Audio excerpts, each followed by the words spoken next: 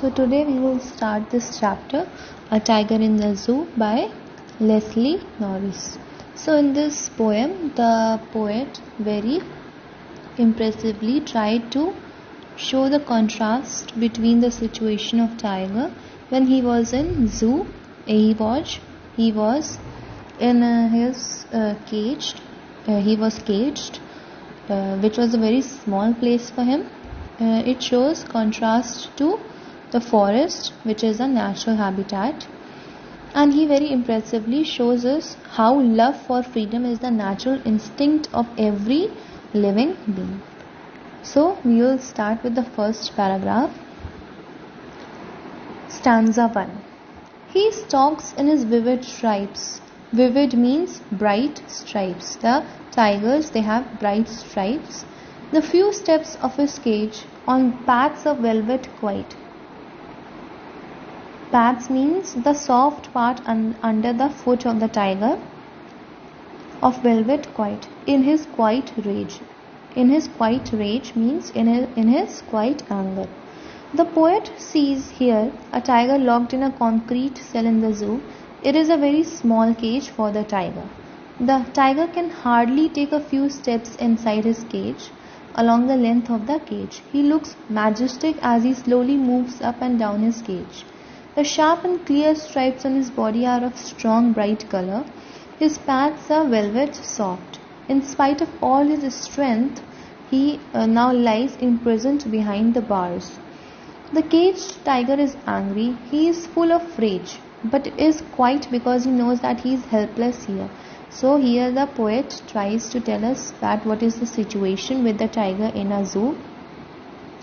Even if he is a strong animal, he is a very majestic animal, he is quiet here because he knows that he is a helpless one and he had to be imprisoned behind the bars only. Next stanza. He should be lurking in shadow. Lurking means hiding in shadow, sliding through long grass near the water hole while plump deer pass. Plump means chubby. Okay, here we can see the contrast. In the first stanza it told us about the zoo, while here it is telling us about the situation of tiger in the forest. Looking at the imprisoned tiger, the poet is filled with pity. The poet is not feeling good by looking at the wild tiger to be there in imprisoned. He says that the poor tiger should have been in his natural habitat, is that the jungle, hunting and resting. Then at his hour of the night he would have been lying in the shadows of trees and hiding behind the shadows of trees through the long grass, and when near the water hole he would wait for some fat and healthy plump deer to pass that way. Thus he would be lying there in expectations of a heavy feast.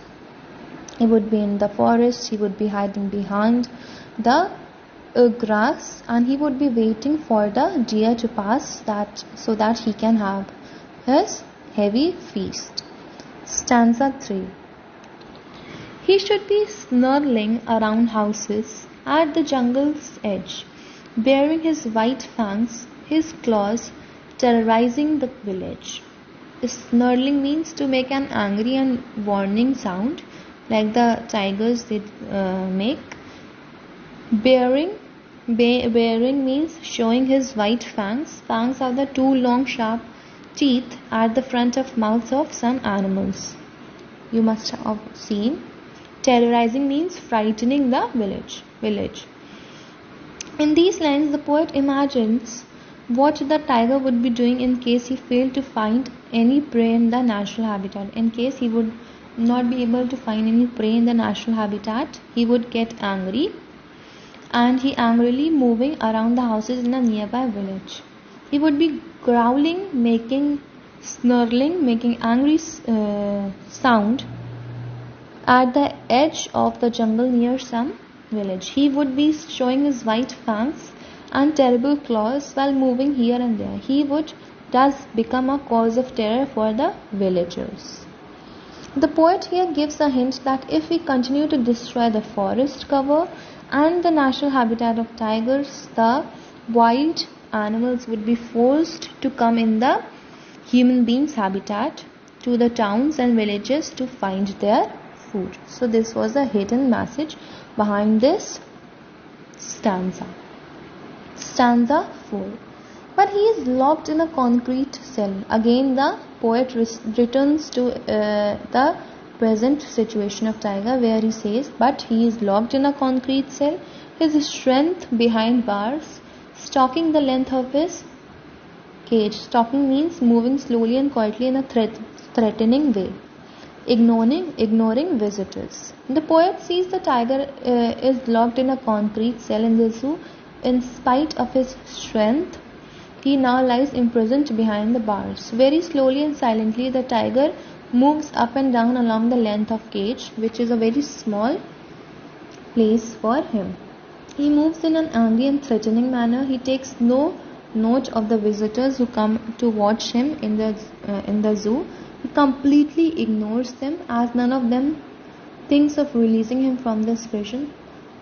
Moreover, due to their presence, he hardly gets any rest during the day. That's why he completely ignores them. Last stanza, that is the 5th stanza, stanza 5. He hears the last voice at night, the patrolling car. Patrolling means to go around an area at regular times to check that whether it is safe or not.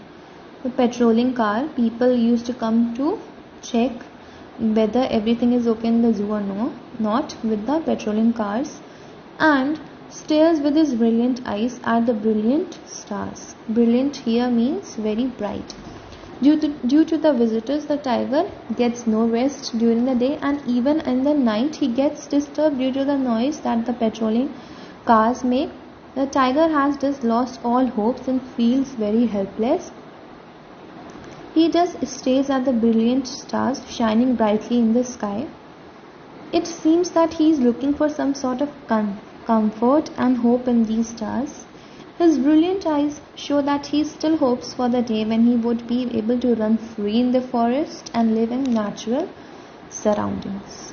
So here are some poetic devices used in this poem. Let us see that also. Repetition of words, phrases in the same line. We can see in the first stanza, the 3rd line is repetition. Velvet, quite, rage. Quite is used 2 times, here repetition. Then in the last stanza, brilliant eyes and brilliant stars, 2 times brilliant is used, repetition. Then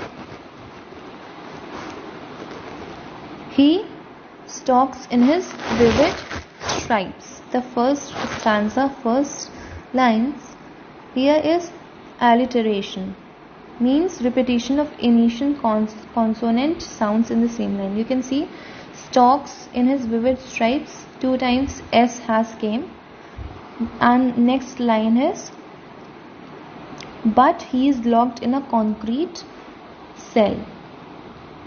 In the 4th stanza, first line, concrete cell, 2 times C. Okay, and the rhyming scheme of this poem is ABCD. Okay, so that's it for today. Thank you.